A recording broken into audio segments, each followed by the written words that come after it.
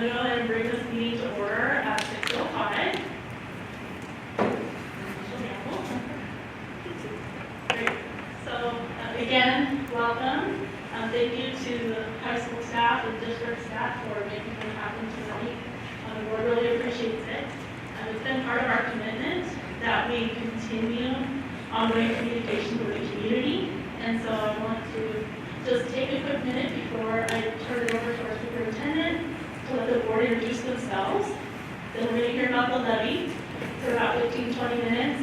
You'll be free to ask questions about how the levy is useful in the district and why it's important to us. And then we'll open it for conversation. So if you don't mind, I'm going to let the board introduce themselves really quick. And we'll go ahead and get started. Joanne Tracy. Dr. Madigan. We do this on Google Teams. Our names are on the screen. So. Melissa Kinsler.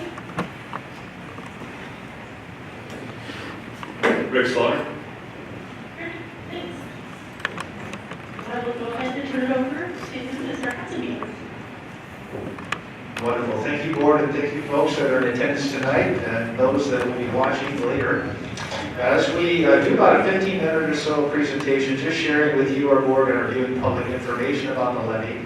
What we believe is after that, the community will have the opportunity to not only sit with you and ask you questions, but answer some whole group questions. We do have a basket right behind you that those of you in the room, if you'd like to anonymously put a question in the basket, we'll tend to that and read that. As well as we'll answer whole group questions. So Cameron will be joining me in this presentation here in a little bit, but what I first would like to do is just to explain a little bit about the difference between a bond and a levy. When we think about a bond, those are generally reserved for major construction or renovation projects, so new construction or renovation. When the voters approve a bond, that usually has a repayment period of anywhere between 10 years at the earliest and up to 25 years. So although those are bigger asks in terms of dollars amount, those are amortized over a longer period of time.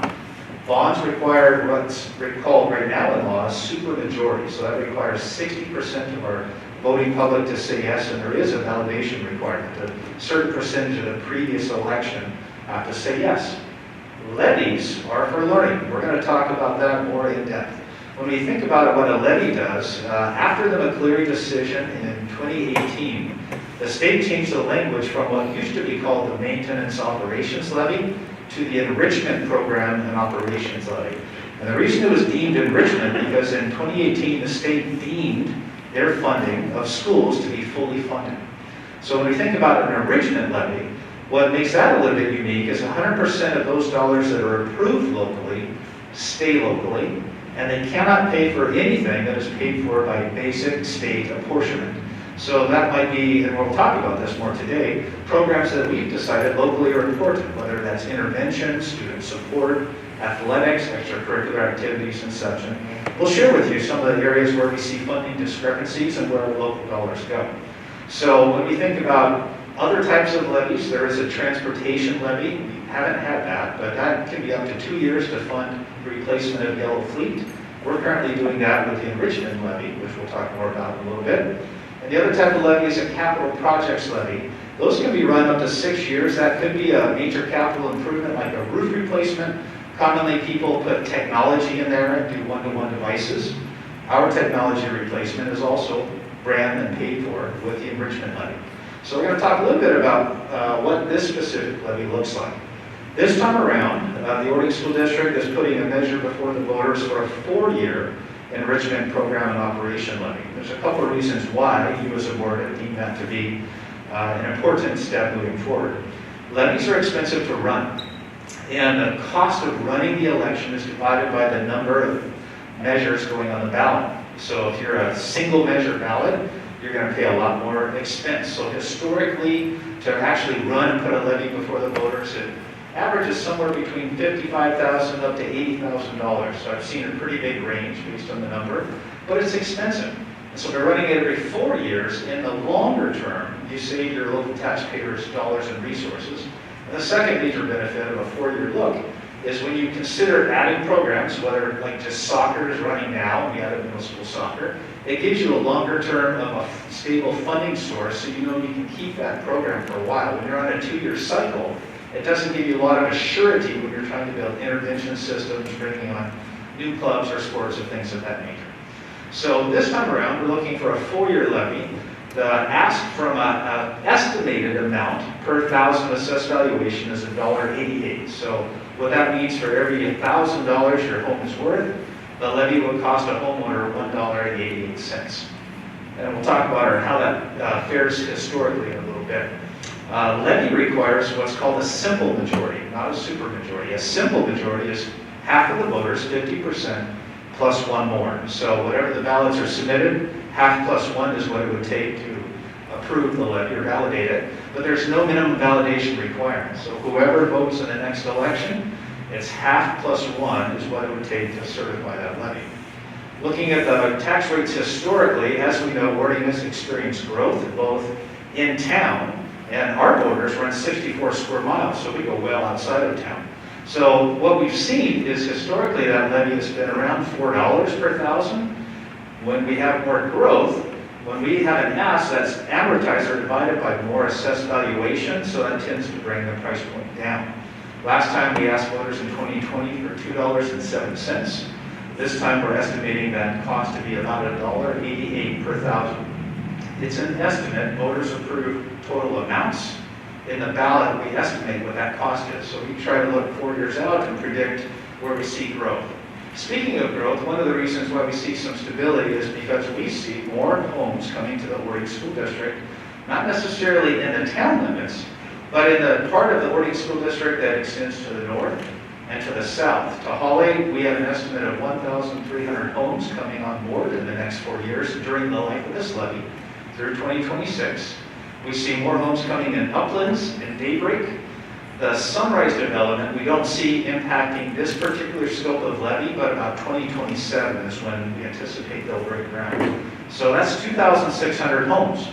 We're not exactly sure how many more students would come in from that. We would guess with our student generation rate, maybe about 1,300 or so. So part of our estimation in the levy, when we think, and you'll hear these items, whether it's one-to-one devices, intervention, support, athletics, activities, part of what we're trying to forecast long-term is to make sure we have stability and resources to not only house and serve who we have today, but to make sure we can address student needs moving forward during the life of that levy. So the key time frames that we've been reminding folks, ballots should be in homes now. So around the 21st is when they hit the homes.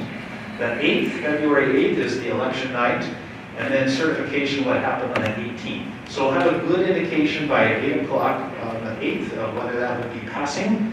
However, the levy won't be certified in terms of an outcome until the 18th of February. What we find that's helpful for you all to know is what does that local support look like? Where do those dollars go? And Catherine's going to join me in sharing some of that information.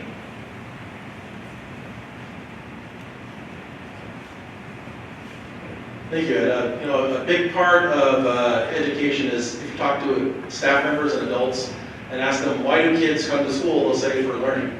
They'll talk about things about reading, writing, arithmetic, the good old-fashioned sort of learning that happens every single day throughout the day. But if you ask kids why they come to school, they'll talk about things like athletics, connection, belonging, being understood and known. Athletics serves that, and a large part of our levy dollars go towards athletics. In this district, we have a great system where kids don't have to pay for athletics. We have a great system where we offer athletics both at middle school and high school and JV as well. And if you think about Orting, it actually costs us a little bit more in Orting to run athletics programs because we're a smaller district and we're further away. So our referees charge more. Our transportation costs more. So the cost of really running our athletics, which is really important to a lot of kids, is really funded through our levy dollars. Next slide. Extracurricular activities. So I'm a big believer in this. If students are connected outside of the school day, they really are connected within the school day as well. And so there is if you look at our schools, there is a activity for every single kid. So it's not just about athletics, it's about belonging in a different way.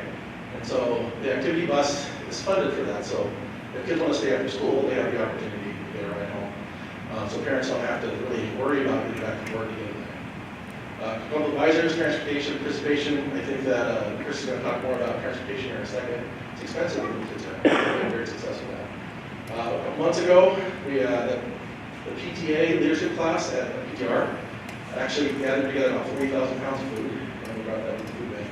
And so those community service organizations are getting a lot of benefit from this as well, but also the kids are. And so it's that connection we're talking about.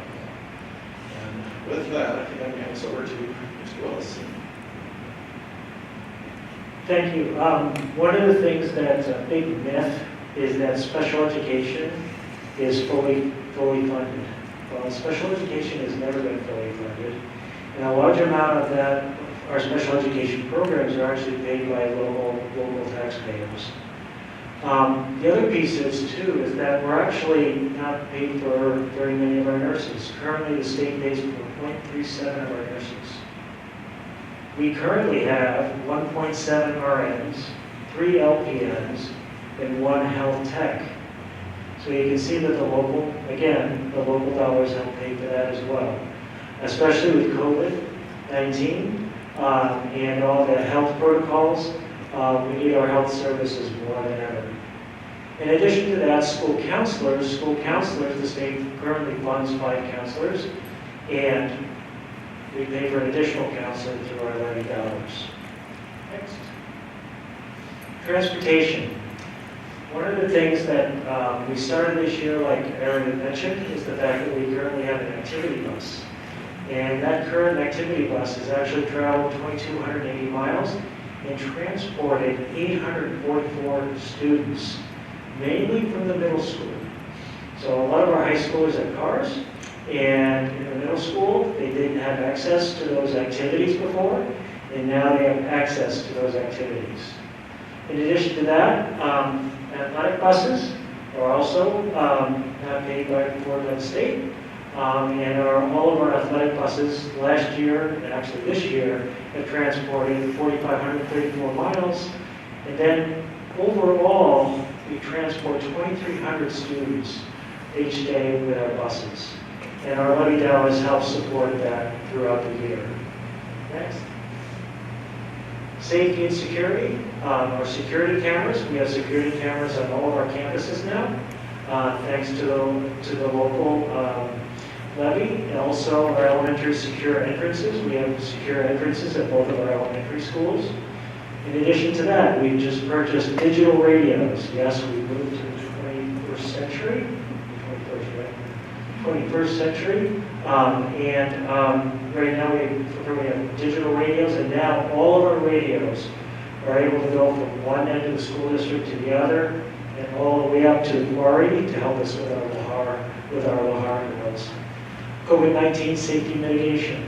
For those of you who don't know, it costs a lot of money for tests, gloves, masks. All of those things have to be supported through the local taxpayers. We also have an MOU with our city of Orting for our Officer Boone to help keep us safe. And then finally, we also belong to a safety cooperative, which has annual dues as well, so that we're up to date with all of our safety protocols. Thank you.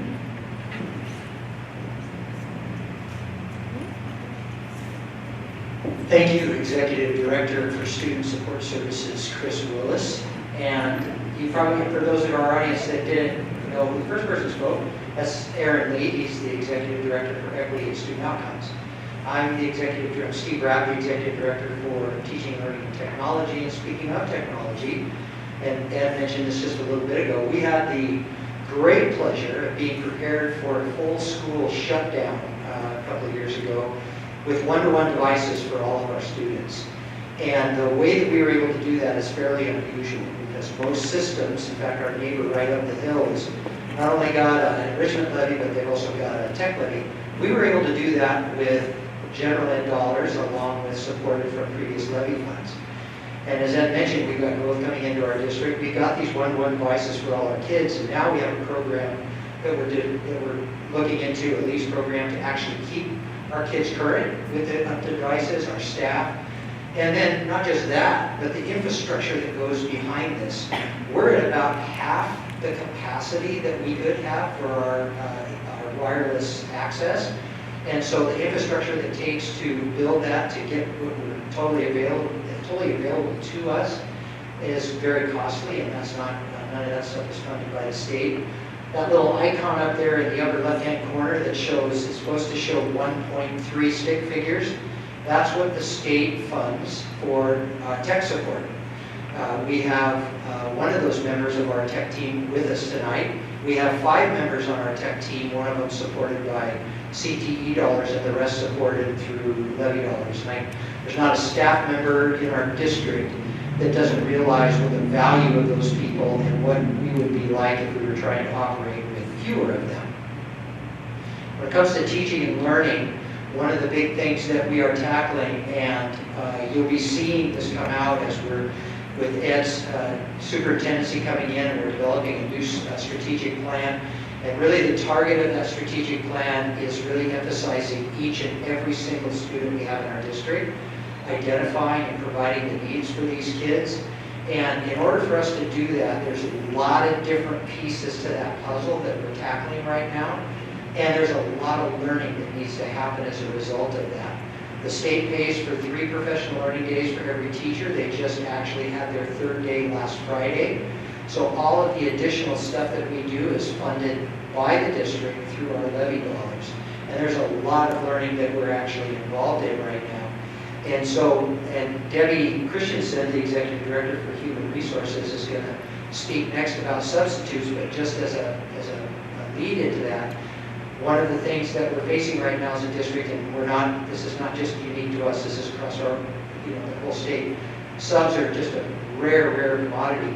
The work needs to go on. Aaron and I were just with a team of elementary teachers working from 4 to 5:30 on our ELA curriculum adoption process. We'll be meeting with another team of elementary teachers tomorrow from 4 to 5:30.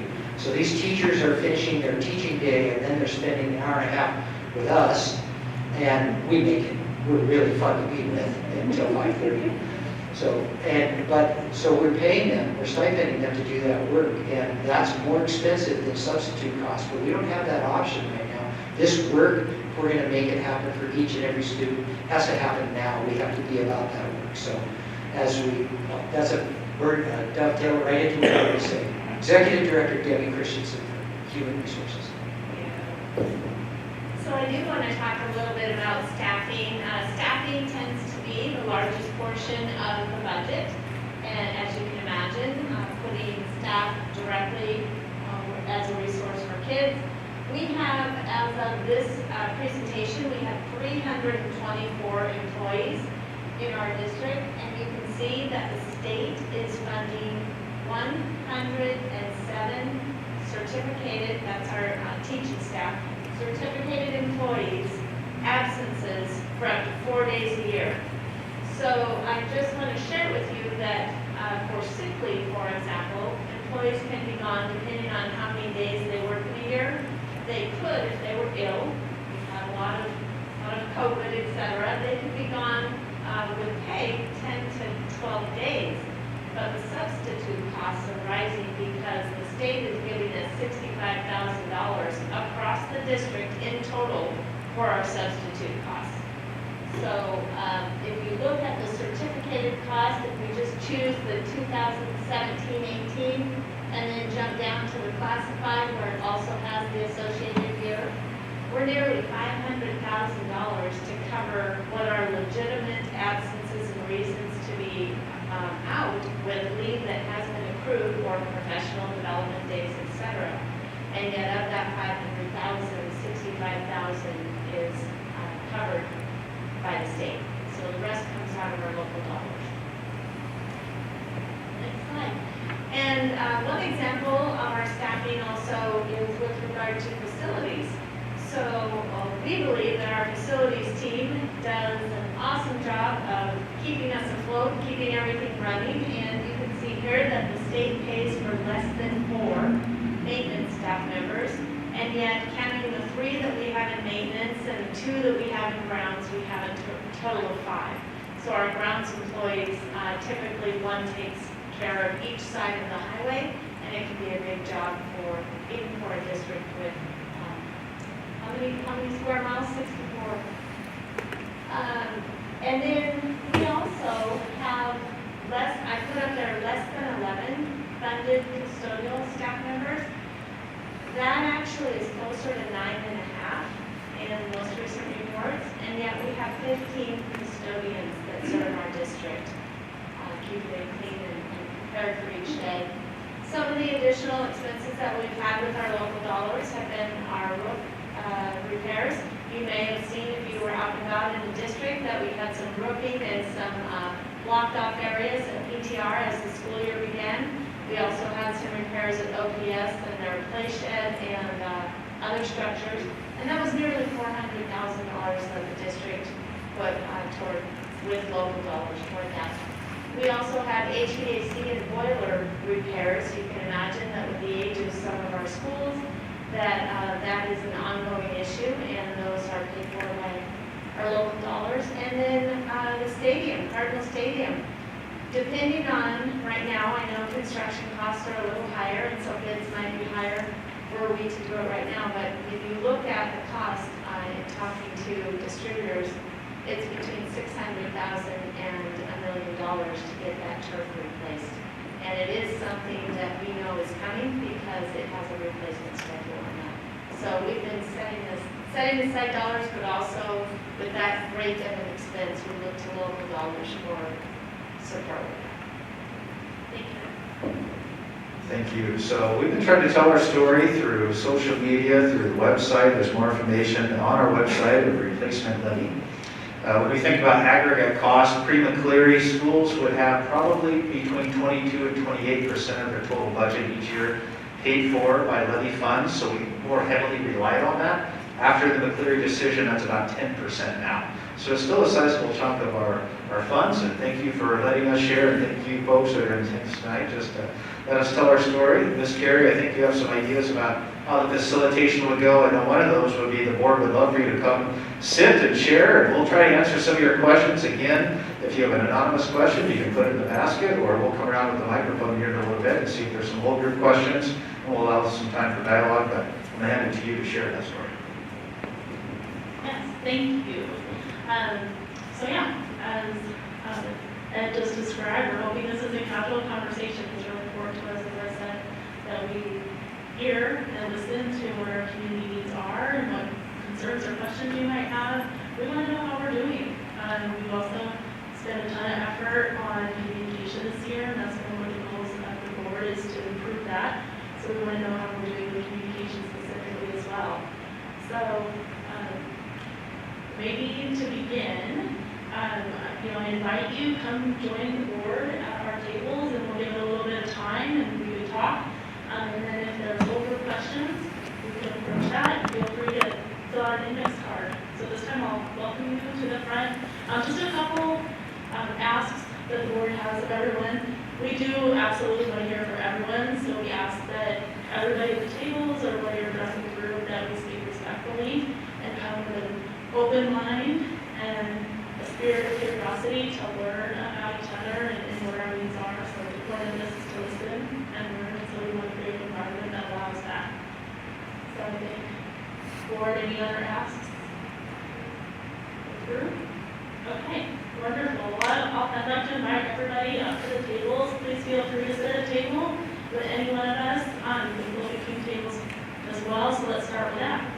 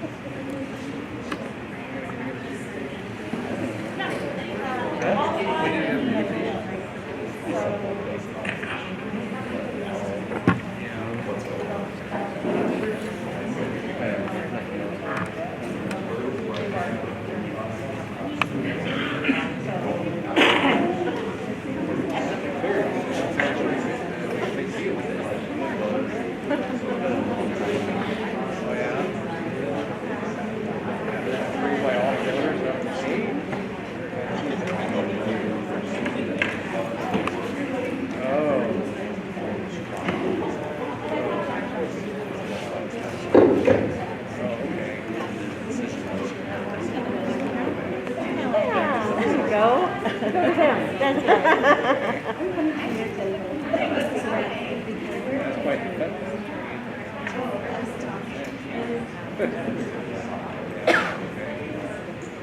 Yeah, that's good.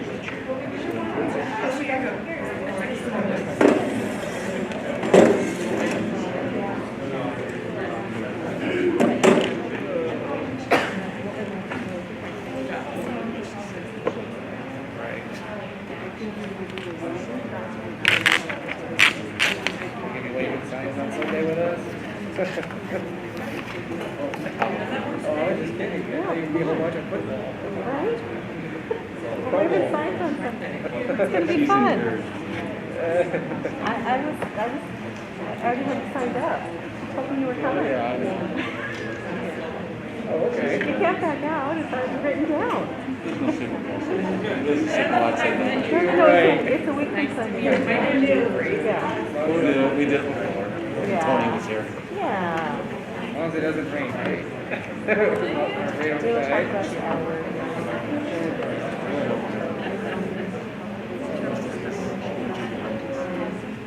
Almost there.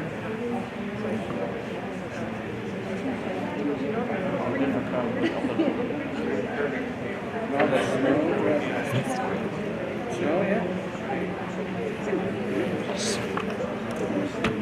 Probably the same as you, like in Green Bay, I got 2 more, about the same elevation. Yeah, I was one, I should.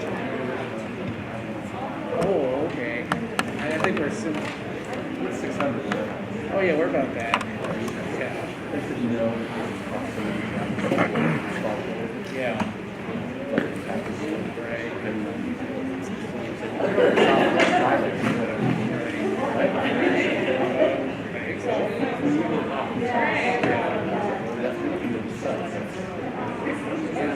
Yeah. Yeah. In front of our house, I see the sunset.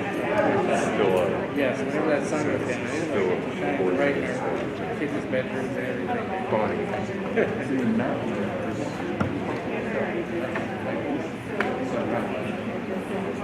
Maybe north. Yeah, it's on the back side of our house. Yeah.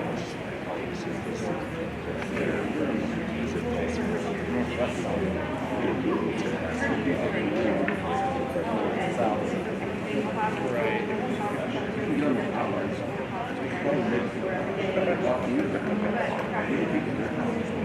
No, not really. They were kind of like running probably with Russian stuff. Oh, okay. Yeah. I don't know. I haven't had a chance to really explore these things. What? Well, I just go ahead.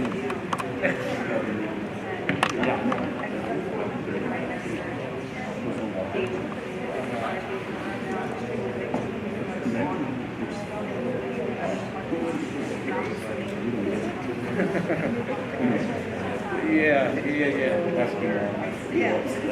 Oh yeah, she was talking about Myself was like that. Yeah, I think that's what she said too. Sure. Well, your parents. Or my dad, yeah. Same area to me. They had a little wedding around there. Oh, I know. Gosh, there was a couple of winters ago. It was like, huh? Yeah, and then you drive all the way to Auburn and everywhere else, and it's like raining. Yeah. And McDowell's just like so cold and freezing with snow. It's like, man. That's what we grew up with. More snow than anybody. Sure. Fun time. Yeah. More out in the woods, less. Thank you. Yeah. There probably wasn't much in the corners.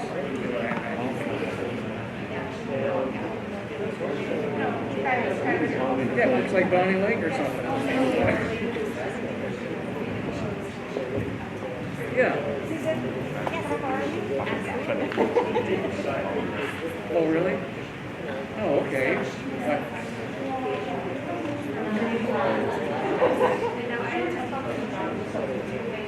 Oh, for sure. No.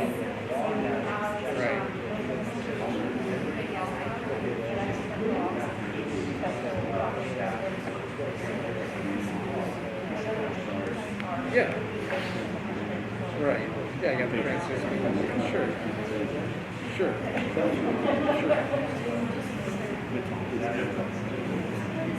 Right.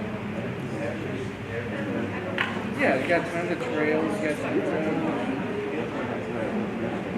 Right. Oh, I didn't know that. I thought you meant just like the streets. Oh, okay.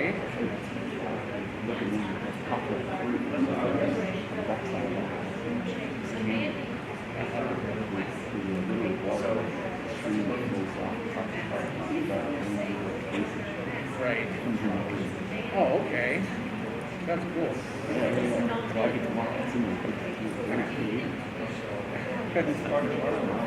Sure. And a lot of the hallways are well kept and maintained. I used to go riding there all the time before they developed it because I live in Prairie Ridge, you know? So I'd always be able to take my bike and go down the Carlin River and up the other side and go riding. Yeah.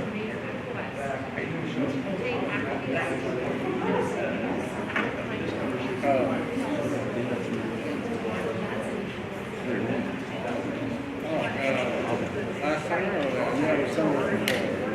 Yeah. Oh. Gosh, I hope not.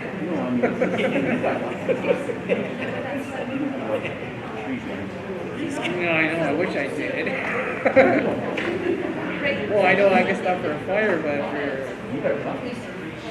yeah, but I like trees, I like shade, I like... Not really, just little ones that are trying to grow,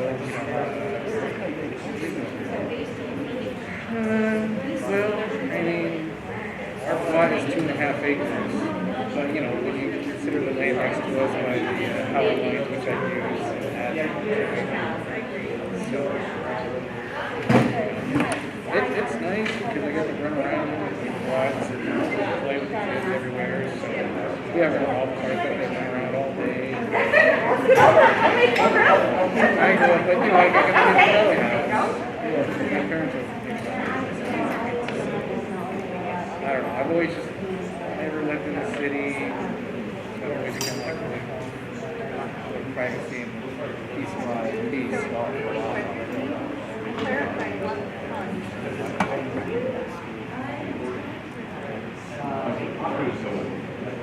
Yeah.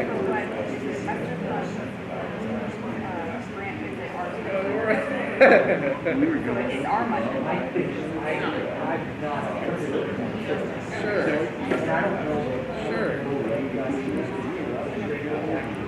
Yeah. Sure. You gotta do something out of that spot.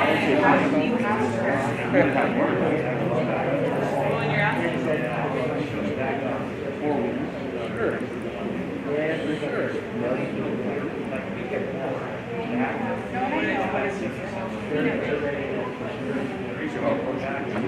Oh yeah, I've seen their old videos. I've never gone very much to that. Yeah, very tired though. Oh right. Yeah, well, what is that? You can't really do now, is it? Right, you hear people get hurt. Sorry. Apply for the... Yeah. Well, the Corliss land, or Corlisses, right? Yeah. That one. Yeah, the Corlisses and the Corliss country, they had all that land up on the hill and stuff. I used to ride in there all the time too, so even though we moved out there, I knew them, so we'd always go ride there, like we're sneaking in the back, go riding and coming back down. Well, I mean, I don't like asking every time, Right. Yeah, but even if they saw us, they would still wave even if they just saw us. Yeah.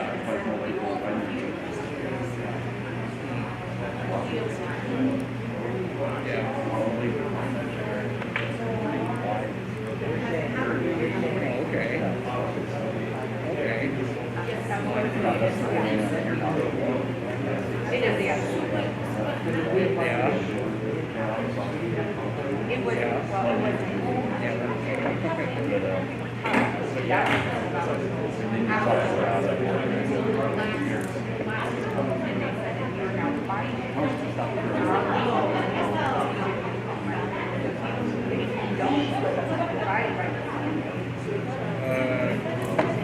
Chris. Yeah.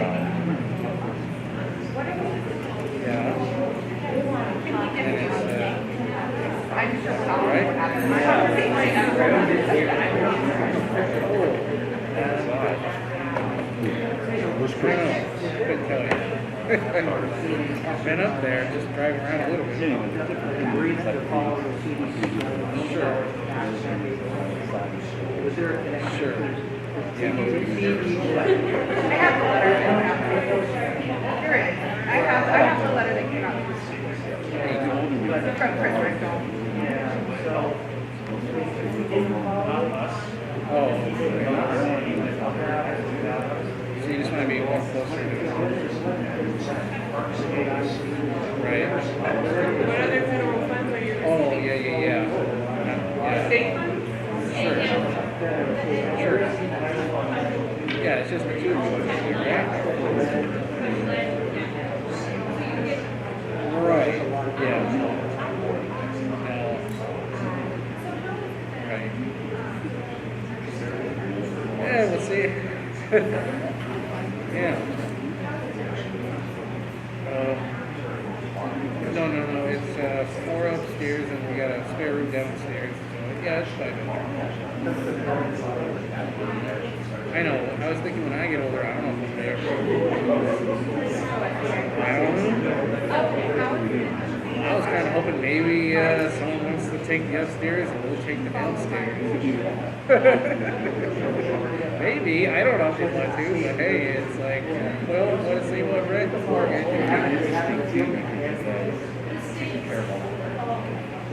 Yeah.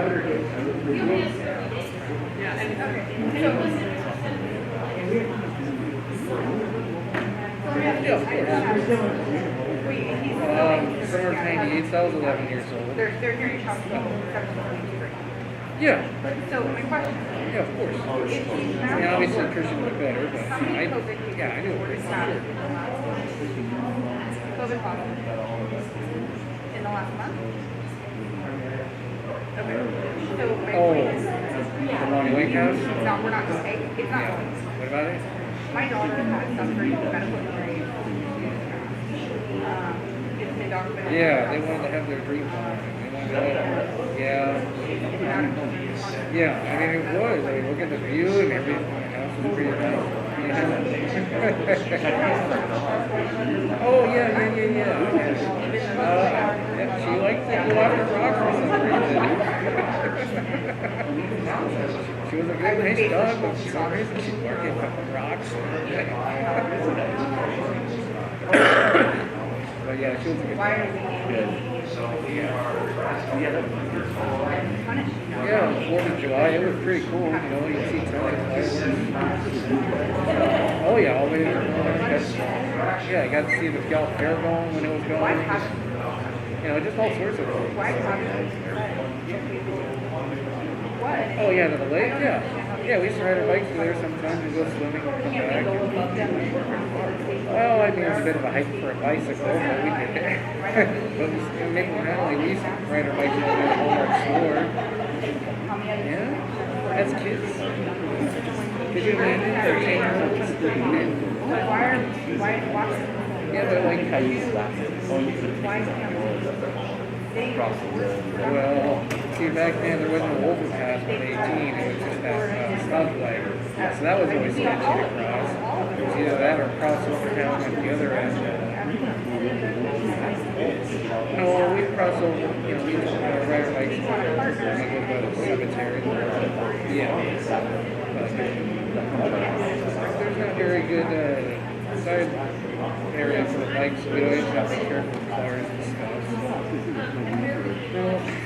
I don't know if I'd ever let my kids do that. It's just unsafe.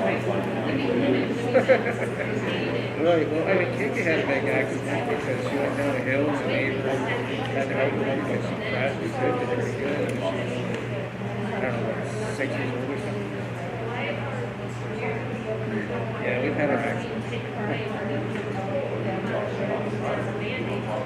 I don't know, my dad just wanted a bigger house. We were all going to be teenagers and He was actually contemplating of like getting another trailer for me and Isaac to stay in or something like that. I don't know, some crazy idea of like if he was going to stay in the valley, he would have to make more something. So we see at our old house, we had the basement, me and Isaac, and that was basically our own like bachelor bed. Oh yeah, we had the doors downstairs that led instantly outside, so I got to go in and out as I go as I please. So I got to sneak out and be with my friends and come back, and, yeah, we was all had our own bathroom, TV, video games. All we had to do was go upstairs to eat, basically. So, and the girls were kept upstairs because my dad was being more protective to make sure that. Yeah. Well, basically, so I don't know. So I actually liked growing up there and stuff. So. It was pretty sad when they sold it, but that's because I had a lot of sentimental value to it. Yeah.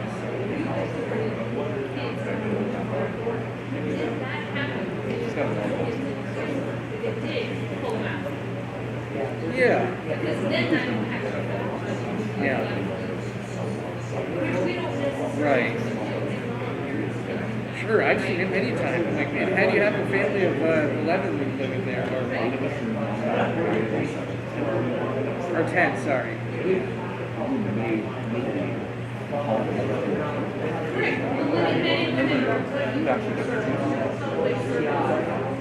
I can only see pictures. I've only seen the outside.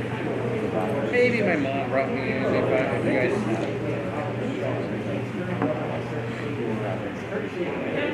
We put them up there and have a talk. And that's what we're trying to do. Yeah. Yeah, they're good people.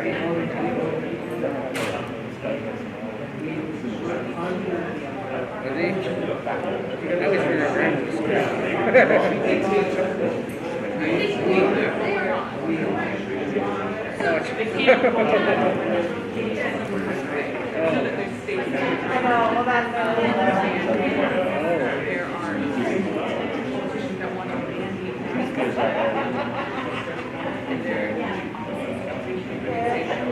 Right.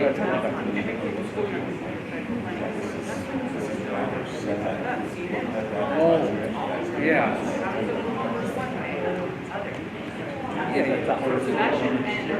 Yeah, learn from experience. And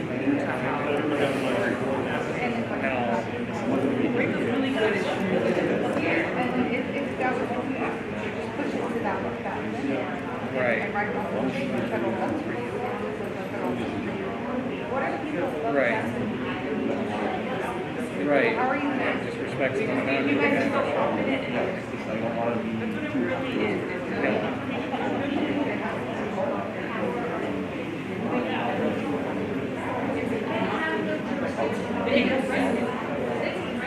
Yeah, I know.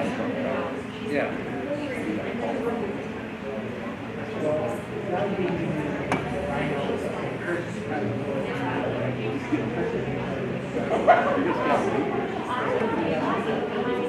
Right. Right.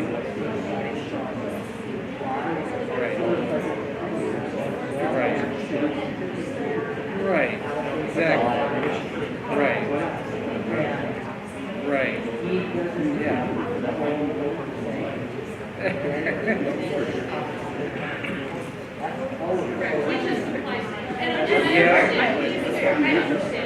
No, I hear you. I got to sleep too. They can come have your friends. Yeah. Yeah. Exactly.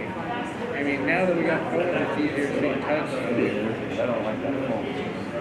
You know, like a text like, hey, I can't be home, or I'll be home later, you know. I got pretty fun.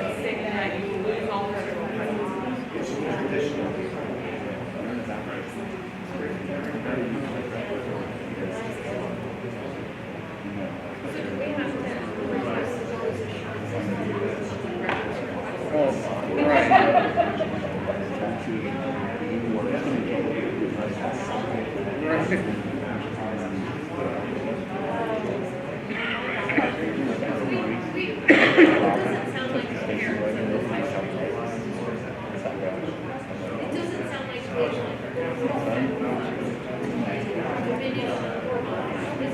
Oh, sure.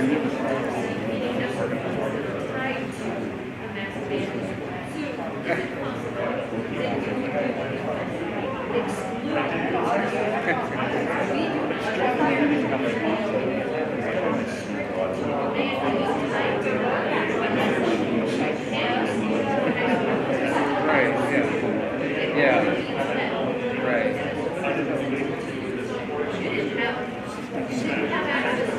Yeah. But easier said than done sometimes. Yes. Yeah, you don't want to do that.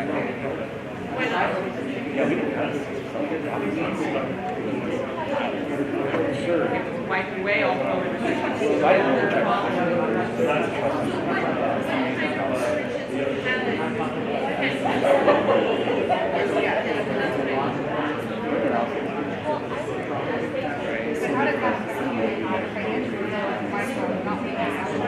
Hey, bing, bing, bing, left. Bing, bing, bing, left. A little bit. I mean, I'm so used to raising kids now that Addison, she's 14 and a half, going to be 15. Definitely experiencing it's like kind of a teenager. So, I'm still in the midst of trying to figure out the change. I know I got more to come. Oh, yeah. Sure.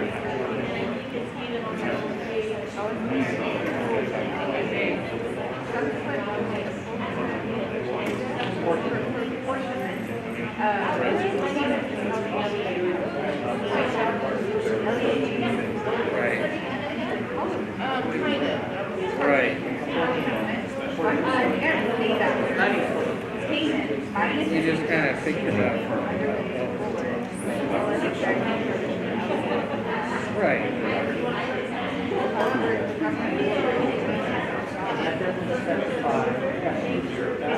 Yeah, so we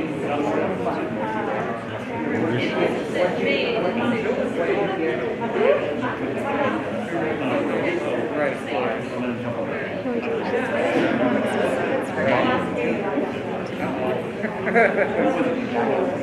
Right.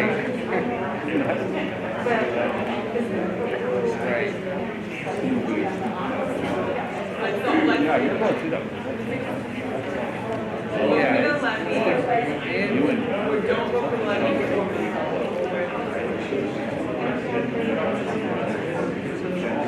Right. Right.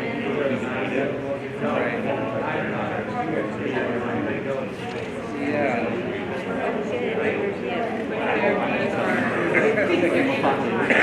Yeah, exactly.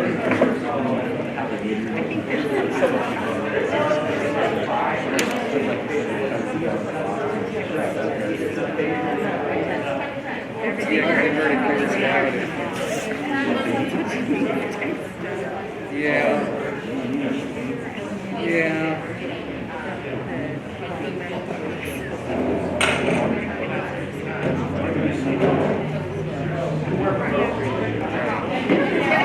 Right.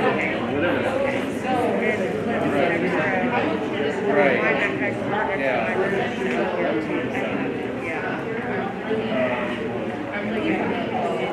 Right.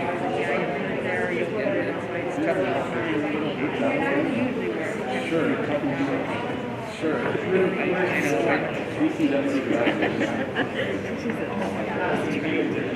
I know nothing yet, so she's fine. I just been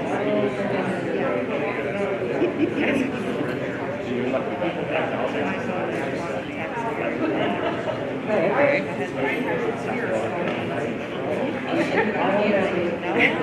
So really in softball and baseball, like when it's baseball softball season, we're busy. We got like 5 teams going and we're like constantly. Yes, I'm comfortable with dealing with that kind of sport. Right, exactly. I can really do it. Right. You know, my daughter was like 75 days, and it's like, Yeah, I've heard about it. Semi-pro or something. because he Yeah. Went to me.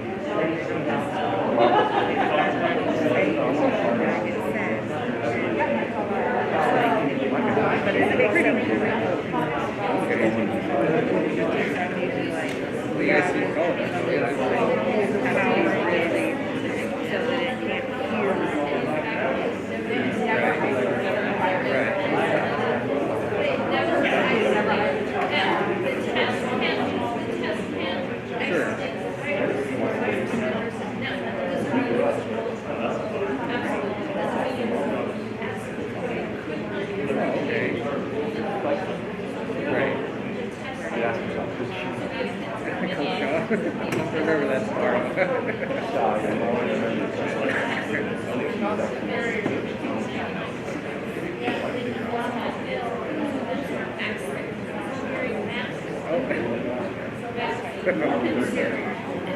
Right.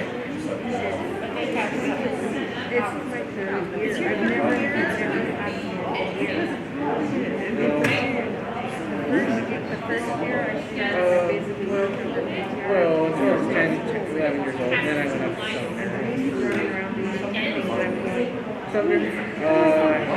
Run over and No, it was being built at the time, but I may have been the last year when it was just, yeah, we had the largest class, and then after it split after that. It was like over 600 students alone.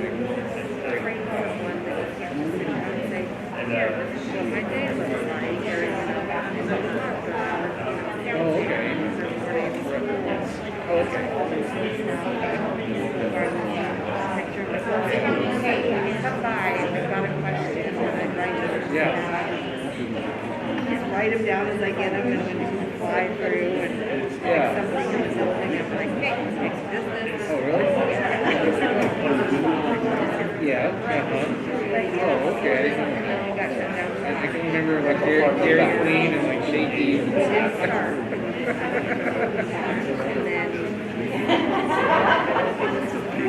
I can see that. Yeah. It's like,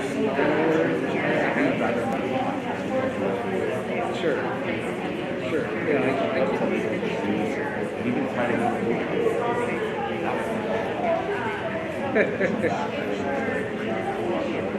Sure.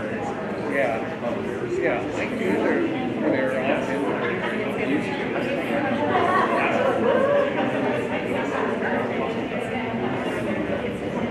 Oh, yeah. Thank you more than peaceful.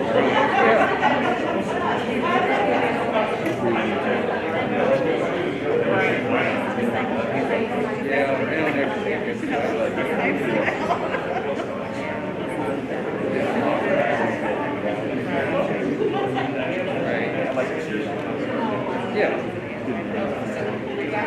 Yeah, exactly. So it is summer, it's nice, right out there. Of course, and then you get the abroad and you got traffic.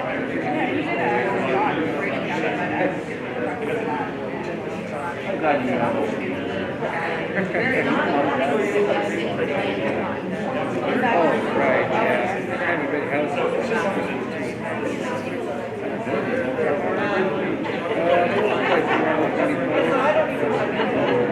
Yeah. So, it's nice inside. I think so.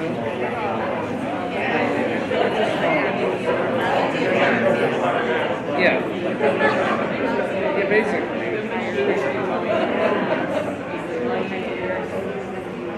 Oh, another stick build?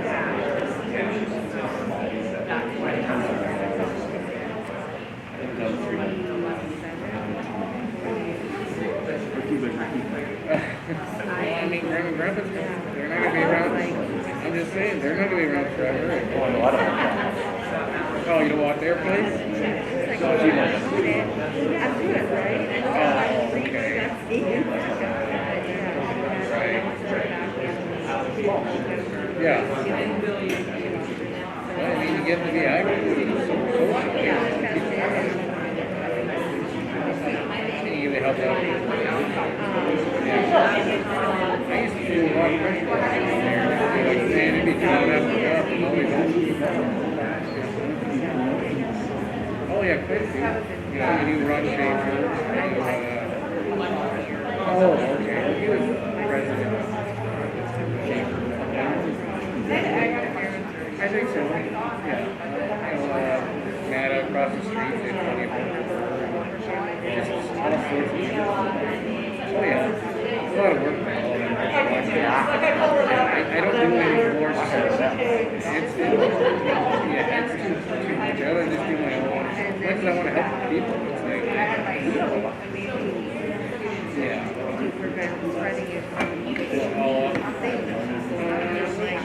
Mowing mostly. Well, we didn't have recently. We had Well, the way I figured it, let's do it all in sections. It'd just be like a regular big yard at a house, so. Yeah, but now we got a riding lawnmower and it makes sense. I don't know, it's hard for me to get what to do. Oh, sorry, I thought So it's like, man, it's like I'd rather just, if I don't know what I don't want to do it right and.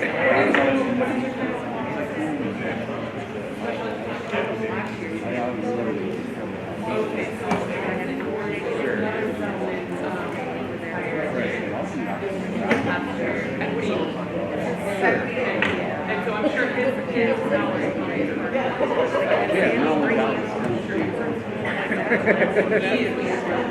set up extra tables. Yeah. Right. I did it.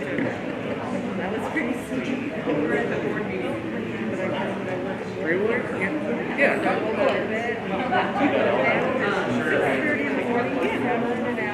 Oh. Yeah, we take it camping and stuff too. Oh yeah, my grandpa's camping. Oh yeah. Yeah.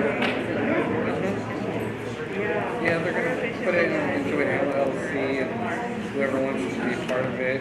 And then, yeah.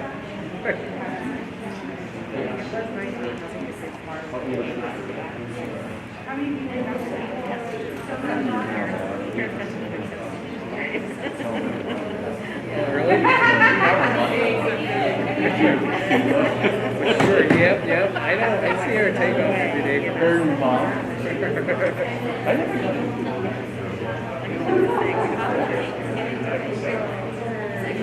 I never thought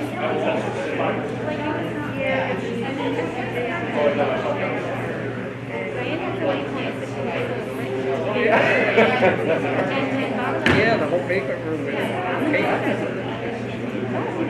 Oh, yeah. Yeah, at that party. So, those boys stayed up. Yeah.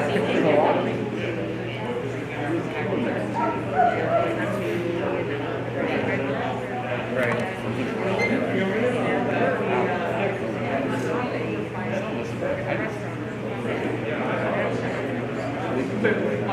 Sometimes, yeah.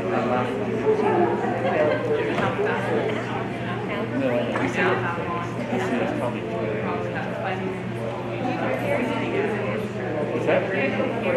Terry? Terry Knapp? Yeah. Oh, yeah, we used to. Harry? I don't know. That's what he said. We traveled. We used to travel. You've been telling us for 3 years? It's fun to have a friend. I always have friends. We're the friends. It's a love. I'm walking in. We've done. It's like, we don't worry about it. I'm really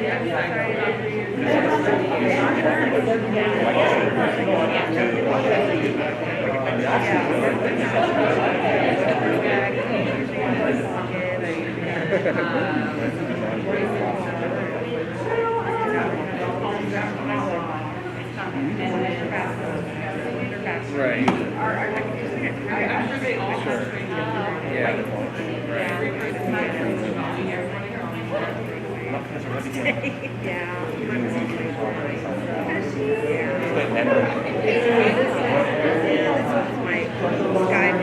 Yeah, like. Right. Right.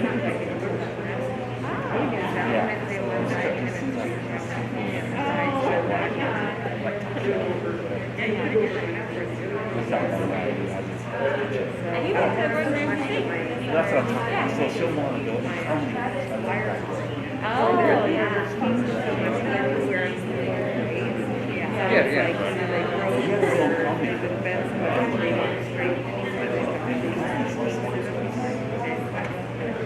Yeah, when it first started, she made five Stanford. We love Stanford. member friends because of the family out of state.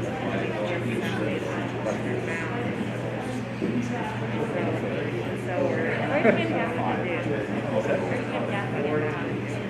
That is Midwest, right? They didn't work as a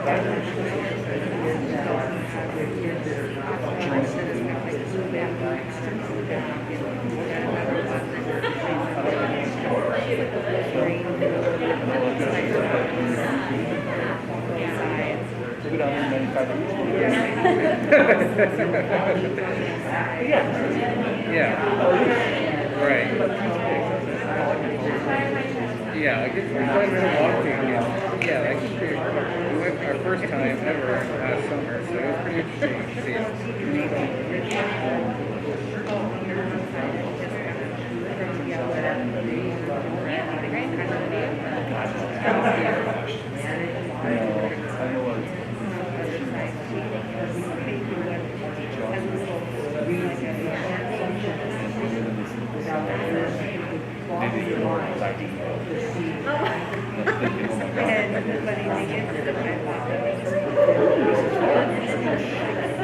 Yeah. Teach them. Things not to do. Trying to be the fun dad. Okay, we have a couple of questions here. Board has been circulated some questions surfacing with regard to mask protocols and funding. It's something you might be interested or concerned about that. So I'll just take a stab at what we think. So right now, let's start with where is the masking protocol coming from? So right now, the mask order is coming from a couple of different sources. One, Governor Inslee's directive, this executive order, which OSPI, our governing body for schools, has deemed that if schools do not follow the executive order, OSPI has told schools that we risk the loss of funding. What that could look like is the ceasing and stopping of our monthly apportionment payments. The other side, where we see regulatory governance, and it's not just masks, but in terms of quarantine and protocols related to COVID-19, comes from the Washington State Department of Health, which locally we take guidance from the Tacoma-Pierce County Health Department. So the state makes their policy decisions, those filter out to local jurisdictions. Tacoma-Pierce County is where we get that information. So what's happening with that? Right now, I would say there is growing questioning at a very strong degree. I was in a meeting with superintendents from Snohomish, King, and Pierce counties, and the aggregate is really in the place of demanding from health officials to see what does the endemic or post-COVID-19 protocol exit strategy look like, and when are we going to hear and see that? And right now, we've been actually having that conversation with health officials for months, and we're no closer to getting any kind of questions answered. So what our belief is, as the group of superintendents, is that if we could get a cluster of superintendents from Tacoma, King, and Snohomish, Pierce County region together, working with health officials, and express what our constituency is saying, then perhaps we can implore upon them what the urgency looks like and sounds like, and be able to get some clear metrics that we would all be able to know what that looks like. We're not quite sure the efficacy of how that would work, but right now, we feel like that for the most part, we're stuck between what the health officials say, what governor says, what our constituencies are looking for, and we really don't have answers to give, and that's just a difficult place for schools to be. So right now, from a federal funding, there is no tie to federal dollars, the ESSER dollars, and the adherence to local health guidelines. But there is two big things at stake for us and other schools, well, three really. One, we risk the loss of all local funding. We would be bankrupt in a month, and we wouldn't be able to make pay, and we would have to cease all operations, so that would be bad. Where did that come out? I'm sorry to interrupt, but that's not at all what Chris Reichel's email and notice came out to the superintendent. That is not what it said. So where did that communication come through about the local dollars? I don't know which communication you're referring to. Well, you said that they said that your local dollars would be taken away. You read it, it's the apportionment part of that. That's the apportionment, and that did come from a superintendent. Yeah, I have it. That's why I But just because he says it doesn't mean it's so. Well, and so that's, Has anybody challenged Recto? and that's what I posed to them was why can't we, because we're sick of this. My daughter suffered numerous medical injuries. She's a kindergartner. She has lung issues. She can't breathe in masks. Sorry. Yeah, so I don't know if anyone's challenged, but our concern is really a couple of different fold from a school perspective. One is we have risk from insurers about not being covered in the case of any type of lawsuit. Two, the potential for losing state funding. And three, if we're operating in a way that's against Department of Health guidelines, we run a different risk with regard to labor about keeping schools open. So if the health officials say this is necessary for the safety and health of your operation of schools, and we're operating counter to that, we believe it could be quite difficult to maintain operations with labor groups throughout the region. So part of what we really want to do is work with health officials on what would those metrics be, what would be the impact, and see if we can't get somewhere in the lobbying effort to make some clarity known. So, question to that is it worth losing students over? Because that's where this is going. Students will be pulling out. You're going to start losing funds because of loss of students. And this levy, there is action that this levy is not going to get approved if the mask mandate is in place. So what is that risk more? You losing students and jeopardizing their health and their emotional education and ability to learn. I mean, you walk into any kindergarten classroom and their emotional development is facial expressions. They have a little chart and it shows happy, sad, mad, angry. How are we supposed to teach our students if they can't see your face? My daughter comes home and she has severe asthma now because of the face mask and not being able to get a mask break. She has suffered numerous issues because of this. Who's responsible? Are you? I mean, I'm not attacking you, please don't take it that way. It's not directed at you. You know, is the school, is the teachers that have failed to make sure and ensure that she got her mask break because her teacher was out? Is it, I mean, who's responsible for this? And as a parent, I have 3 children in the district, you know this, I come to every school board meeting. You know, this goes back to so much more. But at the end of the day, parents are saying, no, we're not going to approve this levy if the schools are going to continue to mask our children. Because look across the state, I don't know if you guys have seen what's happening.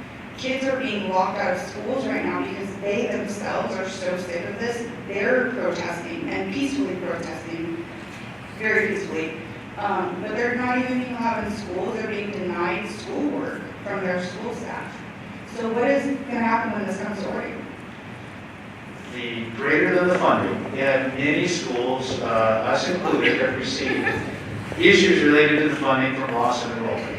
Worse than that, if you look at any of our healthy youth survey data, look at the amount of students contemplating suicide that have actually attempted. If you look at the risk factors around anxiety and depression, the big losers in the last 2 years are our kids. That is why we have a long, I didn't hear a school argue against. Every school district that was on the call today is advocating for strong metrics to move to the endemic and the exit. So what you're feeling and experiencing isn't just here, it's just with you. So I would say that. Beyond the funding, we need kids to be in school with staff that care, that believe and support, with the kind of extracurricular activities and supports that will get them caught up and success, not only in the academic side, but the behavior, the social, emotional, which is why part of what we work to do is to build those community partnerships around the mental health, drug, alcohol, areas where we don't have that type of staffing. So there is some risk to us in the funding, but broader than that is really the social and emotional well-being of kids, of why our advocacy is really looking for a strong push. But we believe that we're going to run into some other issues. If we all went rogue, and even if the funding worked, the actual labor issue and maintaining and keeping doors open would be problematic up and down the I-5 corridor. So we really feel like the best way to do that strategically is to have health brought alongside and understand our condition. I don't have a time frame on that, but our kind of hope is we receive some sort of clarity and movement around spring break would be a hope. That's a hope. I can't give you clarity right now. What I would say, what we're doing is advocating with health officials and legislative officials. I think the way this moves, if the political heat turns up honestly. And so I would encourage people to go to politicians, local, state level, and just make those voices heard, because that's what we're going to need, some movement to make those shifts. Once it becomes a local decision, I'll take the heat. Right now, we're under some guidelines that we don't see clarity or an end in sight, honestly.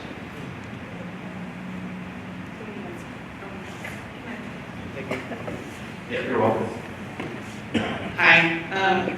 I do have a question regarding the federal funding. You mentioned that you and some other superintendents have plans to get together.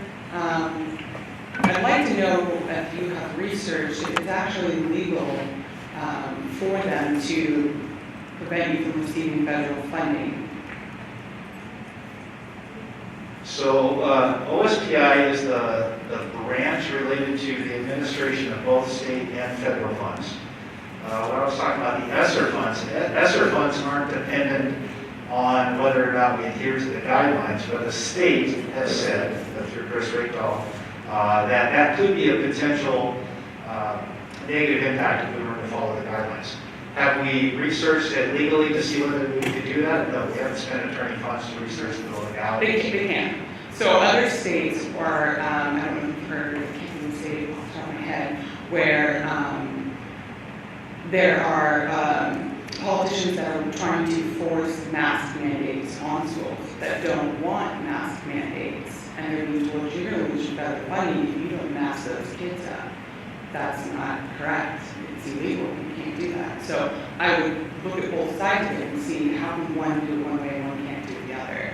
So I would challenge it, and I think that's really what we want. We want to see our leaders challenge it all the way through. Is this actually legal for them to do? Are they really able to take away our rights like that and these children's rights? I don't believe so. And I'd like to see the school districts, the superintendents, go all the way. Go all the way there and find out what is actually legal. It's hard to be asking for this additional funding, which I want to vote yes, because I know that we need it. We need the levy, we need the money. But we don't need the $4 million that come with the strings attached on ESSER 3. We don't, because and I know I keep hearing, I don't know if they require masks. They sure do. And print the documents, because it literally says it. You guys know it. And if you don't know it, please go look into it. Because it hurts to know it myself and be doing all the research to then hear people say it doesn't. Because it's not true. It really does. You are required masking. Now, April's an interesting one that you're saying that by the end of spring break. Because it kind of feels like you guys might already kind of know. The ESSER funds, are they supposed to be finally finished being paid out by April? ESSER funds have a window of several years through 2025. Well, the exact date depends on whether it's the first grant, second grant, or the third grant. Your ability to claim those as a district is unlimited. So districts may have the ability to claim it all last year, this year, or extend that for a couple years out. So the way the program is administered, the money went to from the federal government to the state. The state administers that to schools based on what's called an I-grant. You have to fill out a grant application and say what you want the dollars to go for. Once that plan is approved, when you expend dollars, you load and submit that documentation to the state, and that's part of what's audited. All of our federal programs are audited by OSPI. Okay. So it's not audited to the face covering issue or the adherence to protocol issue. It's audited the expenditure that you said aligned to the expenditure that you used. We haven't expended all of those federal dollars yet. We'll do claims at the end of this fiscal year, and I would anticipate over the next 2 fiscal years as well. When we think about interventions for social, emotional, drug, alcohol, behavioral, things like that, we're trying to look through sustainability for multiple years. And so that's when we're mapping out our plan with our board this spring. We're looking at how we sustain those efforts. We don't want to come in with an intervention on any one of those pieces and have that just cease and pull that rug and support out for kids. So the levy, that's what I'm talking about, the 4 years. Whatever we bring and being valuable locally, we want to be able to support that longer term so that we can really enjoy the benefit of that for the kids, not pull those supports out. Okay. Is there at any point you can pull out of ESSER funds? Can you give them back? Can you stop it? We are You have to not report every 6 months, right? Every 6 months you send in a report to them, follow through. We never talked to the federal government at all. No, So- you send that to OSPI? Yeah, when we submit a claim, we're not required at any specific time point to submit a claim. We don't have to claim any this year. We can do it all year 3 or year 2. That answers that question. So we're not required to communicate. All we do is claim the dollars, and when we claim, we submit our documentation of what we spent. The next month, they put that money back in our apportionment, so it reimburses us. So we spend our money first, we show what we did, they reimburse us and send that back. At the end of the fiscal year, the state auditor's office audits our federal expenditures as well as our local expenditures. And federal programs is an area that's looked at every year. Okay, great, thank you. Stop me, board, if you want to answer any of these. I'm happy to keep going. I just have a follow-up question, because I'm curious. If the CSER funds you have right now that you have not spent, if they just sit in the bank and you decide in 2024 that you've got expenditures now that you need to be reimbursed for OSPI, do you come back to the board? Do you do anything with the community to know then that these are going to be using, we're going to get reimbursements for CSER funds? Because if this ends now, we're in 2022, can you just sit on those funds until 2024 and then access it? Yes, we can sit. The way the board seeks permission to spend is when we build that budget year, we include in the budget what the planned expenditures are and the planned revenues. So this year, we budgeted for the money to come into the system and to go out of the system, so we have the flexibility to claim and use those if we identify the need. In actuality, we don't anticipate this year to claim them all or use them all. In our conversations with cabinet and with the board, we really see clearly what the behavioral needs are of our students and the academic needs. We have early blush of data. Part of our plan will be how we allocate over the next couple of fiscal years and bring in additive supports to the system, which are separate and different from the Levy conversation, separate and different than other federal or state fundings, whether it's title funding or LAP funding. So we put all those pieces together in our planned budget for next year. What the board will see again this summer is what does that planned budget look like? That's the conversation we'll have. We'll have an open public hearing on it, and then that'll give us the authority to move forward the following year on those expenditures. If we let them sit for 2 years, we can do that. I am not super believing that if we didn't touch those dollars for 2 years, that we're going to see continued support from the state. Because one thing legislators look at, boy, you have $2 million sitting there, why aren't you spending your money? So I think there's a little reason why we wouldn't want it to all sit for 2 full years untouched. And then the other factor is we have amazing needs that our kids have right now that I don't think we can afford to wait. So part of our conception on the behavior and social emotional side as well as the academic, we need to have a clear plan to support those gaps. They're separate.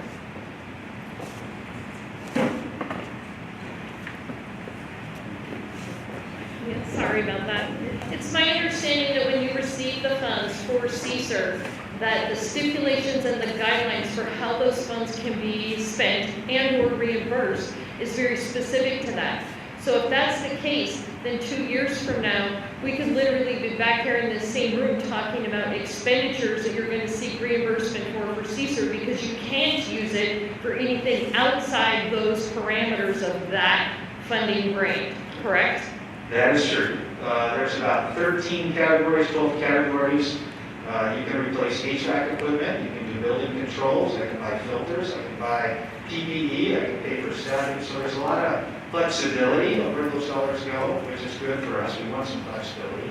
So that allows a certain amount of local control, but if your expenditures don't align with the permissibility, then you could get burned in an audit. If you claim it for this, and what you said and what you did are different, then you potentially are running the risk of having to repay those funds. I understand that, thank you for the clarity. The other thing too, is if you spend any of those funds on your HVAC, let's say, then because you've spent those CSER funds and been reimbursed for that HVAC system, you are subject to every single criteria in that contract. You cannot just call out specifics. So even though you were reimbursed for HVAC, you still are bound by every single thing else in that contract, which includes masking and everything else, correct?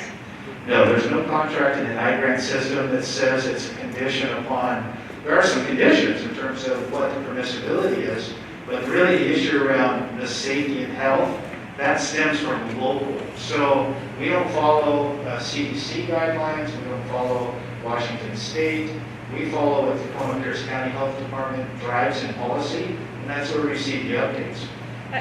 Okay, Seth, if the federal government is saying, here's your section 3 for your CSER funds, and here's the guidelines in which you can utilize them, and that's going to OSPI, and OSPI rolls it down to you, you're still bound by that when you use those, get those CSER funds. We're bound by OSPI, yes. Like right now, every state has ESSER funds, and I think 37 or 38 states don't have any kind of face covering protocols in place.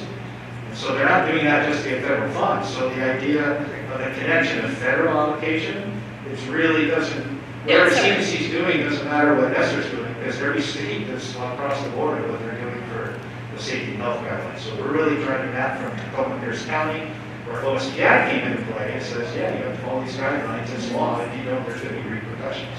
Okay, so can you justify to me why you need $4 million from CSER when you can get $20 million from the general, from the levy?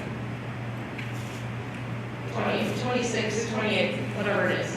Why do you need the 4 for CSER and have your levy fail? Then why is that? Justify the difference between the $4 million being returned and your levy passing versus $4 million from CSER and your levy failing. Justify that for me. I'm trying to unpack your question. So if this levy, let's go with if it's passed. If it's passed, the district will be able to receive collections in calendar years 23, 2024, 2025, and 2026. So if passed, the district would receive a piece of the new levy in the next school year, and the full value of the 23-24 school year. And this levy, as we're asking, is about $5 million, a little bit more than $5 million in 2023, and stair steps $1 million each year. We're growing because we're trying to plan and make sure that we have the growth capacity for what's coming with enrollment. The reason why the price doesn't go up is because we're expanding the number of homes. 2,600 homes significantly increases our assessed valuation. We have the option to not spend any money whatsoever in the ESSER fund. What we would be doing is giving back $2 million that could otherwise be spent locally in supporting kids. I don't know why we wouldn't spend and claim the ESSER money and receive that full value that's been approved for local expenditure. If we accept the ESSER money, that has a tight categorical limit of where that can go, which doesn't include athletics, it doesn't include activities. We might be able to squeeze a custodian in there if we can tie it to a pandemic need. If I can't articulate it correctly to extra staffing tied to the pandemic and increased cleaning protocols, then I lose my ability to justify that. Someone out of nursing tech, we can go to ESSER as it pertains to following up with the documentation for quarantine and things like that. The levy, we have a much broader range of where those dollars can go that expands much beyond where the ESSER can go. So what we are thinking is for the ESSER, let's target that for the things that are really going to impact kids especially. At some point, when ESSER goes away, if we're finding those have strong value, drug, alcohol, social, emotional, behavioral intervention, academic intervention, we would hope by about that 2025, as that levy increases, we can sustain those programs if we're finding the need is still there. None of us know how long the lingering effects of the pandemic will go, but if we're really getting mileage and traction from those additive interventions, we don't want to pull those for kids in 2025. Well, I don't think we want to start them either. We want to come up with our own, come up with other programs and not use their suggested programs. And I believe there's three ESSERs, right? And 2 of them are with the CARES Act, and the third one is the one that is the most crucial to pay attention to, because you are putting yourself in situations where there are constitutional laws that are completely broken, that I don't think look very good for the Orting School District. And so maybe, I'm not really sure on where you're receiving those funds, but maybe because you haven't received the third round yet, the restrictions that I'm reading, that I'm seeing, that I'm tracking with on this, are seeing that there's a lot of the critical race that's tied. NASCI is tied to the third ESSER fund, so it's not the first two. So I don't know if there's some discrepancy between CARES Act and the it's ARP, but it stands for American Rescue Plan. No discrepancies. Have you seen it? That's maybe a way I should ask it. Have you seen discrepancies between the three different ESSER funds? No, I haven't. I would say look into it, especially with you guys are all getting together. Please do us the due diligence and just look into that. If this would have happened a few weeks ago, we could all be rallying like crazy for this. No, we're not going to do that third ESSER. We don't want to be involved with the ESSER, but we could be rallying for the levy. I don't know what you're talking about third ESSER restrictions. I don't know that to be such. The OSPI grant is quite simple. There's 6 or 10 or 11 toolboxes, and we put the literal dollar amount that we anticipate spending. That's our plan. We get preliminary approval. The only big restriction I know of is 20% of the aggregate has to go to direct student intervention. They don't want to see all the money go to new HVAC units and things like that. I would look, okay, so maybe the hang up is that OSPI is not, Fully disclosing. yeah, fully disclosing what the federal money that the state is getting and the requirements. So maybe they just don't want to tell you guys all yet until it can trickle down. But I would say and I can just send you, the links are really easy. I can just send them to you exactly the way that they were written. With the American Rescue Plan and interpret, I mean, that's the interpretation that's happening on a wide range of people. And then you, as superintendents, can together interpret it yourselves. I would say from what I know, there's no attachment or connection to CRT, to face coverings, to other COVID protocols. 20% must go to kids, direct support. The rest can go what's permissible in the grant. Our intention is we really want all of it to go to kids. Support, intervention, mental health, behavior. None of that's conditional on any of those other pieces. You have to use their programs. You have to use their organizations. You can choose any of your own. Yeah, most of that will be hiring and I feel like sorry. I'm talking for I can hear you clearly. But no, we don't have to use any of their individuals. In fact, one of the biggest challenges we have from the get-go is the number of staff that are available locally to support. So the mental health, that's why you see partnerships that are bridging outside the community and we create space in. There's not enough mental health providers to go around. There's not enough counseling to go around. Not enough drug alcohol intervention. So we're reaching out on a broad range to bring people in so there's those access to resources because we know it's the lowest and biggest gap. It's hard to get from here to somewhere else to get it. So, but no, there's no strings tied to you have to use these people or anything like that. It has to be part of the plan. We have to get the plan approved. I mean, their list is huge of what organizations you can choose from. But to go off of what you just said, do you think that dropping mandates would allow for a lot more of the staffing requirements that you need? Yeah, that's a whole can of beeswax. I would say some of the requirements didn't necessarily help on the staffing side. And we lost a lot of families that moved out of state and staff that had moved. I don't know if it would help, and I have no idea where they're going to go with some of those aspects moving forward. But I know that that's going to not be driven from ESSER or a dependence of accepting it. It's going to be driven from Tacoma Pierce County. And my supposition would be, honestly, the way some shift would happen is probably going to take some politics. And some he's going to have to grow at that level for people in charge to decide what that policy goes. Yeah, I believe that. Honestly, I think enough voices are raised, but I would tell you this conversation is happening all across the I-5 corridor, and it has been for months, and people are looking for some relief that we're doing what I'm doing. That's great to hear, honestly. Thank you. You just mentioned, but I don't know if this was known. You were on the phone when you talked about partnering with other superintendents and really having a unified voice on behalf of our kids. You're doing those calls weekly, if not more frequently. Like it's not just a monthly, occasional, casual get together. It's very intentional partnering with other superintendents in the surrounding area on behalf of our kids. So it just kind of glossed over that a little bit, and I just want to underscore that that's a priority for you, that the board has been very supportive of. We want to keep in contact and have that unified voice. So We think that's fantastic. How they're going to move the step in the right direction.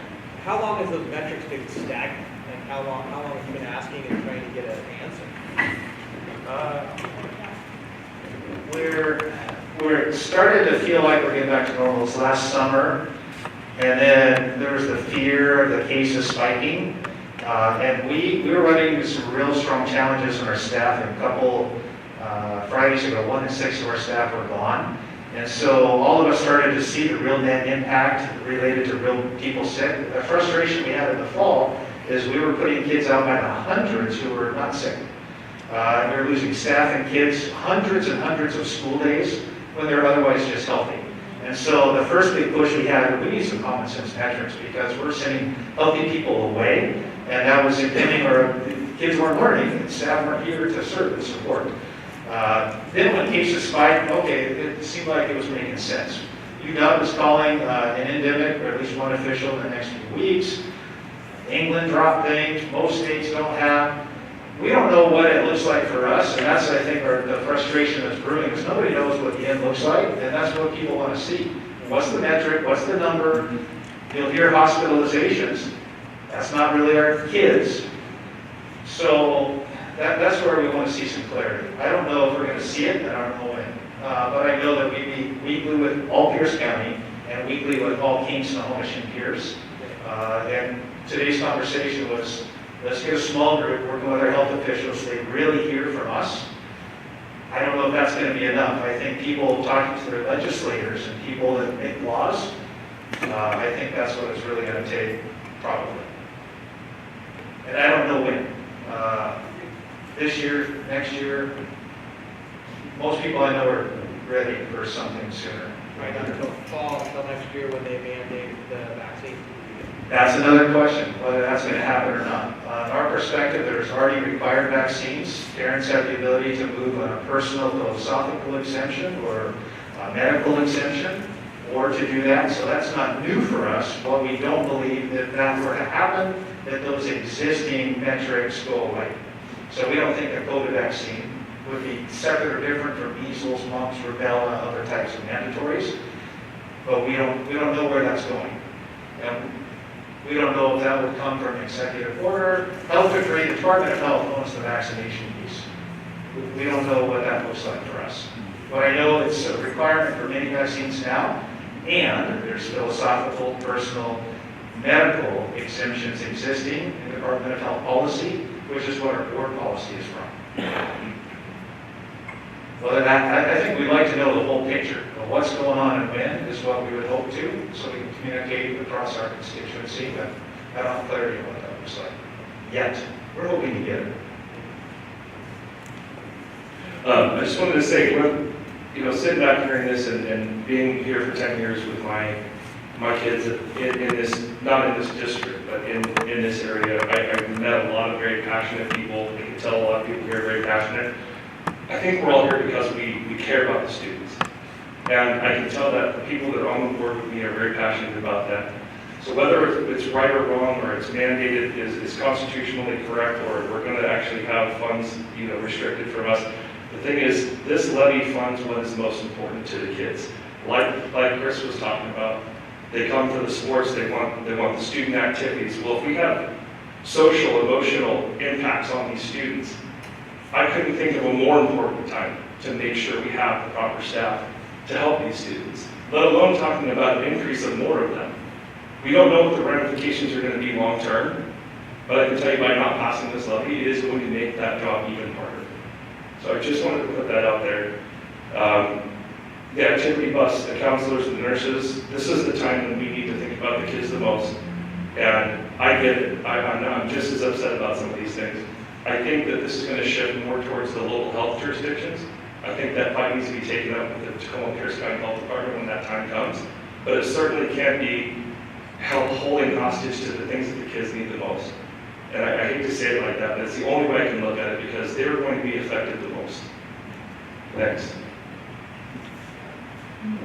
And I just appreciate being here because this is what democracy is, and if we teach kids anything, your voice matters. Can I ask one last question? I mean, it'll be easy.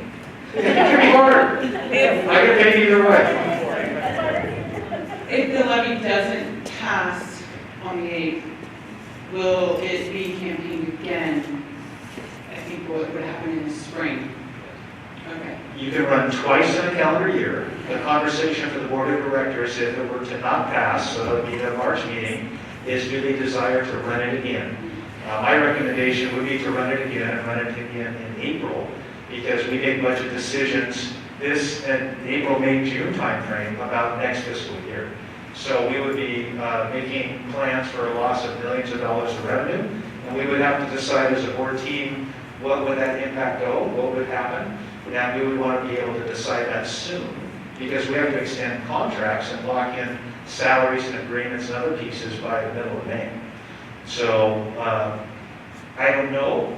They would hear and discuss that in March. My recommendation to them would be to run it again, and we do a better job listening, responding, reflecting to what the concerns are, because Director Slaughter is right. The big losers would be kids. Yeah, thank you. I have a question. So the levy, like what we have right now runs through this year, and this levy is effective next year? The question is,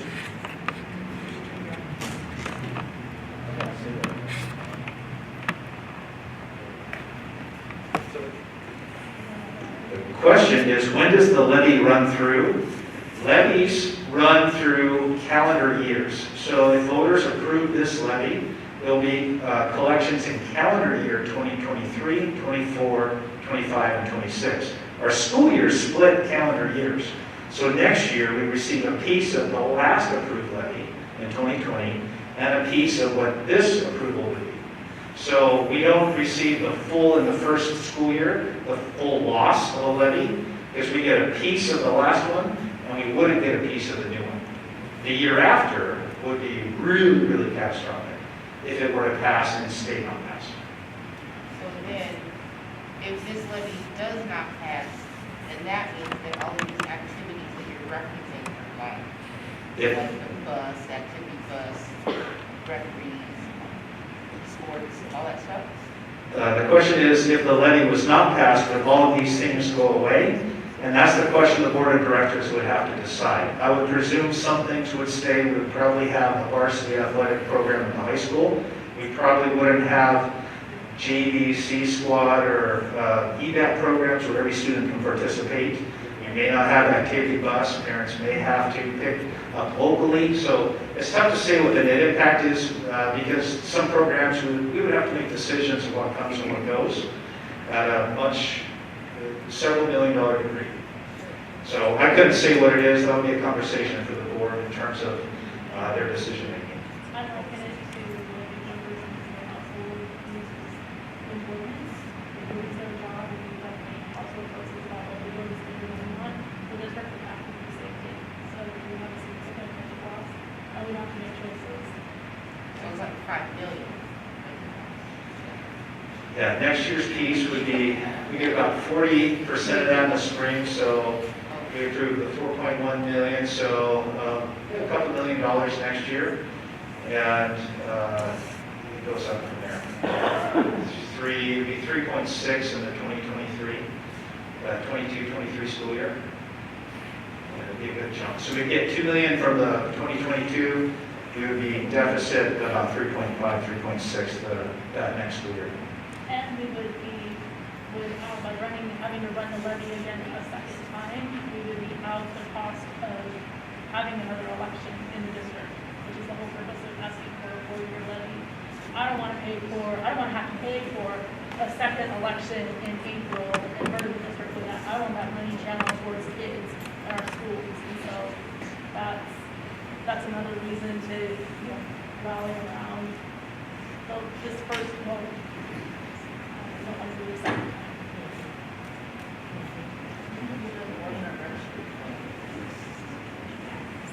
This gentleman was asking if we could have the school board meeting be on the LED reader board outlet by the high school stadium, just as a way to let people know what's going on.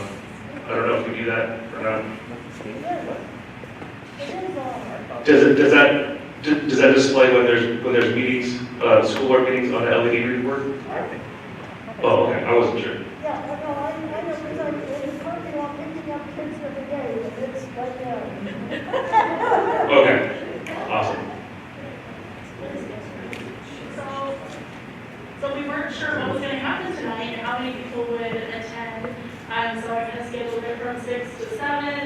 worn out at almost 8 o'clock. And so I do want to wrap it up. We have lots of staff here that have had, like you all, probably really full work days. And I want to let everybody go home to their families, including the board. But I can't stress enough how important and valuable it was for the board for the time coming tonight and to share your questions and your feelings. It's something we want, that we beg for. We absolutely invite you to see the meeting notice on the reader boards and come join us at the board meetings. And I want to thank the board and staff very much for allowing us to host tonight. It's really nice to be here. We are hoping as a board that we do this again. We like to listen and learn idea. We like getting a chance to talk to community members in a more casual setting where it's not so formal like the board meetings. So we hope that when the next one gets announced, that you'll feel welcome to join us then too. Any last comments, board? Thank you. Thank you. Thank you. Meeting adjourned. Oh, I know. Meeting adjourned.